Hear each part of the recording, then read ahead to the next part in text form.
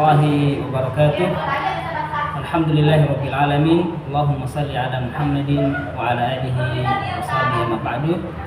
Bersyukur pada Allah Subhanahu wa taala, salawat dan salam pada Nabi Muhammad sallallahu alaihi wasallam. Tidak terasa Idul Adha atau Idul Kurban semakin dekat, dan kita sekarang berada pada tanggal 24 Dzulqa'dah. Itu menandakan bahwa kita sudah semakin dekat dengan satu ibadah yang agung, yaitu Idul Kurban. Oleh karena itu penting bagi kita sebelum memasukinya menyiapkan diri kita dengan bekal ilmu untuk melaksanakan kurban dengan sebaik-baiknya. Berikut kami sampaikan beberapa hal. Yang pertama, apa yang dimaksudkan dengan kurban itu sendiri.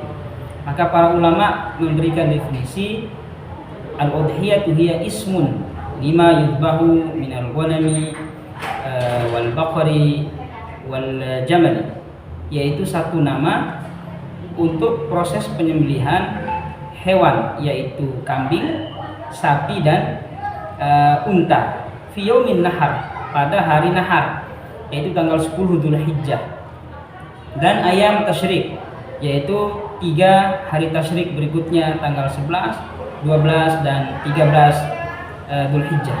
Jadi itulah yang disebut dengan Idul Kurban, penyembelihan 3 hewan itu pada tanggal 10, 11, 12 dan 13 Dzulhijjah. Berikutnya adalah, lalu bagaimana hukum dari pelaksanaan kurban itu sendiri?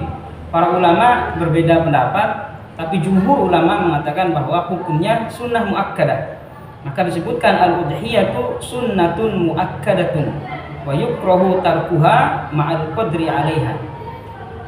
Kurban itu adalah sunnah muakkadah, yaitu sunnah yang ditekankan, sunnah yang serius. Maka dimakruhkan meninggalkan sunnah ini kalau kita merasa mampu melaksanakannya. Artinya bagi orang yang mampu melaksanakan tapi tidak melaksanakannya, maka makruh hukumnya. Namun dalam mazhab Abu Hanifah justru dipandang wajib, berdalil dengan surah Al-Kautsar, itu fasholli li rabbika wanhar, salatlah dan berkurbanlah, karena di situ bentuknya datang dengan bentuk perintah, maka setiap perintah itu asalnya hukumnya wajib. Dengan demikianlah mazhab Abu Hanifah menyebutnya wajib. Setelah kita mengetahui hukumnya, lalu apa keutamaannya? Nah, keutamaan berkurban ini adalah tidak ada satu amalan yang paling Allah cintai di hari itu daripada menumpahkan darah, yaitu berkurban. Sebagaimana hadis di sini disebutkan, ma amila adamiyun min amali yaumin nahri ahabbu ilallahi min ihraqid dam. Tidak ada satu amalan yang dilakukan oleh manusia pada hari itu yang lebih Allah Subhanahu wa taala cintai melebihi kalau dia berkurban. Mungkin sedekah punya keunggulan di bagian masing-masing, puasa juga punya keunggulannya, tapi khusus pada hari nahar dan ayam tasyrik, kalau kita ingin mencari cinta Allah, yang paling utama dilakukan adalah berkurban. Bisa dibayangkan, disebutkan innaha lata'ti yaumal qiyamati biquruniha wa asy'ariha wa adfariha. Sungguhnya hewan kurban itu akan datang pada hari kiamat dengan membawa kuku-kukunya, tanduk-tanduknya dan kulit-kulitnya. Maka disebutkan 3 benda ini sesungguhnya benda yang manusia tidak mau. Siapa yang mau makan kulit? Siapa yang mau makan tanduk sapi, kuku sapi, kemudian kulitnya tidak begitu disukai? Tapi itulah Allah Subhanahu wa taala menyebutkan, jangankan bagian yang paling istimewanya, bagian yang tidak disukai oleh manusia juga justru nanti akan datang pada hari kiamat sebagai bukti bahwa dia itu dijadikan persembahan untuk Allah Subhanahu wa taala. Lalu hikmahnya apa? Hikmah ini adalah keutamaan-keutamaan lain yang didapatkan dari satu ibadah. Apa hikmahnya? Orang yang berkurban itu menunjukkan bahwa hati dia memiliki ketakwaan. Artinya hati dia memiliki hati yang takwa. Sebagaimana disebutkan di dalam Al-Qur'an, Allah Subhanahu wa taala berfirman, "Man yu'azzim sya'airallah fa innaha min taqwal qulub." Siapa yang mengagungkan syiar-syiar Allah, dan kurban ini termasuk syiar Allah, sesungguhnya perbuatan itu muncul daripada hati yang takwa. Artinya kurban ini bukan hanya panggilan harta, tapi dia panggilan hati. Orang kalau punya harta yang banyak, jika tidak punya hati yang takwa, tidak akan terjadi. Tapi kalau ada hati yang takwa, maka insya Allah Ta'ala dia akan berusaha untuk berkurban. Kemudian berikutnya adalah hikmah lain, yaitu kita mengenang peristiwa Nabiullah Ibrahim alaihissalam dan Ismail alaihissalam. Di sini ada diskusi hebat antara seorang ayah yang sangat soleh dan juga anak yang soleh sebagai seorang pendidik dan yang dididik. Bagaimana Nabi Ibrahim bermimpi menyembelih anaknya.